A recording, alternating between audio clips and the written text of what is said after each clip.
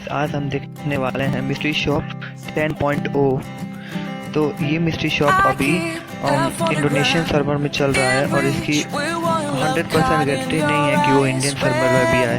ठीक है, तो हम देखते हैं अपना ये मिस्ट्री शॉप 10.0 स्टॉप और हमें लगभग 80% का डिस्काउंट मिल चुका है। चलिए इंटर करते देखते हैं हम लोग क्या होता है अब आगे। वैसे ये आपको मिल भी सकती है, नहीं भी मिल सकती है। इंडोनेशियन सर्वर है 10.2। स्वाइप कर लेते हैं, देखते हैं इसमें आलोक नहीं है। स्विच करके देखते हैं क्या इसमें और अच्छा। चलिए स्विच करते हैं अब। इलाइट पास इस पर आप देख सकते हैं, वो तो हर बार ही में ये स्वाइप करते हैं। देखिए डॉक्टर वाला बंडल रोज वाला है, कार का स्किन है। चलिए कुछ तो ढंग का है।